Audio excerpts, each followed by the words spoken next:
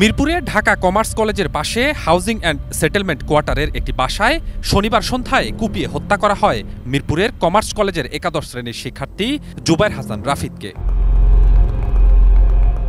ঘটনার পরদিন ঘাতক রাজিনকে আটক করেছে পুলিশ। পুলিশ জানায়, হত্যার আগে কলেজের সামনে থেকে জুবায়েরকে ডেকে নেন রাজিন। ৩ মাস আগে ক্লাসে কথা কাটাকাটি হয়। তারই জেরে নিজ বাসায় বটি দিয়ে আঘাত করে জুবায়েরকে হত্যা করে পালিয়ে যায় রাজিন। ঘটনার পরদিন রাতে রাজিনকে গ্রেপ্তার করে পুলিশ। এখন তো মামলাটা তদন্তাধীন আছে, তবে আমরা ওই প্রথম দিনই মোটামুটি ঘটনার ডিটেকশনের পর্যায়ে চলে গেছি। এখন বাকি কার্যক্রমগুলো আছে, যেমন লাশ সুরতাল করে মর্গে প্রেরণ করা হয়েছে, সেখান থেকে ডাক্তারের মতামত আসবে।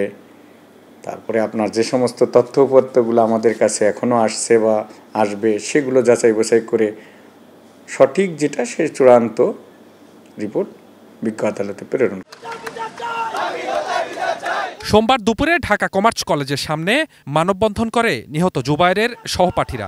ঘাতকের সর্বোচ্চ শাস্তির দাবি জানান কলেজের অধ্যক্ষ ও জুবায়েরের সহপাঠীরা। যদি ওই দুই শিক্ষার্থীর কোনো শিক্ষার্থী আমাদের কাছে কোনো এই বিষয়ে অভিযোগ করেনি।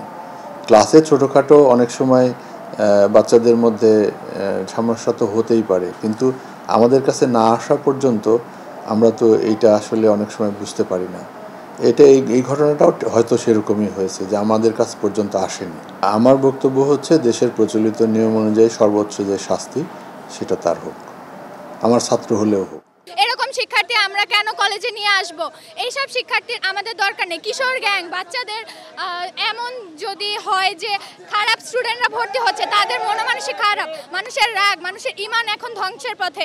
আমাদের উচিত শিক্ষার্থীরা কোথায় যাচ্ছে, কি করছে, কলেজের বাহিরেও তাদের প্রতি আমাদের দায়িত্বশীল হতে হবে। ছেলেটাকে 1 মাস যাবত পিছা করার পরে তাকে পরবর্তীতে হত্যা করছে, কিন্তু সেক্ষেত্রে সেটা কেউ জানতো না যে তাকে পিছা করা হয়েছে বা পিছা করা হইলে পরে ওটাতে সে কলেজকে জানেনি। অবশ্যই আমাদের নিজেদের বিষয় আছে, নিজেদের সচেতন হতে হবে, অবশ্যই নিজেদের মধ্যে মানবিকতা গড়ে তুলতে হবে। কারণ শুধুমাত্র তো কলেজের পক্ষে পসিবল না যে শুধুমাত্র এই যে সবার যে এই সমস্যাগুলো রয়েছে শুধুমাত্র কলেজই তো এটা দেখতে পারে না। অল্প বয়সী শিক্ষার্থীরা হিংস্র মনোভাব, আত্মহত্যার প্রবণতা, ডিপ্রেশন, এই সকল বিষয় থেকে শিক্ষার্থীদের রক্ষার জন্য কোনো প্রতিষ্ঠান থেকে ঢাকা কমার্স কলেজের পক্ষ থেকে সাইকোলজিক্যাল সেশন করবার ব্যবস্থা গ্রহণ করতে হবে। শিক্ষকদের শিক্ষার্থীদের সাথে বন্ধুত্বপূর্ণ মনোভাব এবং তাদের মধ্যেকার আন্তরিকতা বৃদ্ধির জন্য কাজ করতে হবে। নতুন শিক্ষার্থীদের জন্য ভর্তির পর একটি ইন্টারভিউর ব্যবস্থা গ্রহণ করতে হবে, কারণ যার ফলে সে শিক্ষার্থী সম্পর্কে একটি পূর্ণাঙ্গ ধারণা পাওয়া যাবে, যা লিপিবদ্ধ অবস্থায় কলেজে থাকবে। অভিযুক্ত শিক্ষার্থী রাজিনকে অবিলম্বে কলেজ থেকে বহিষ্কার করতে হবে। শ্রেণীকক্ষে কোনো প্রকার সহিংসতামূলক ঘটনা ঘটলে উক্ত শিক্ষার্থীকে অপরাধ বিবেচনায় এসি অথবা সম্পূর্ণরূপে বহিষ্কার করতে হবে। Swapan Ahmed, ATN news, Dhaka.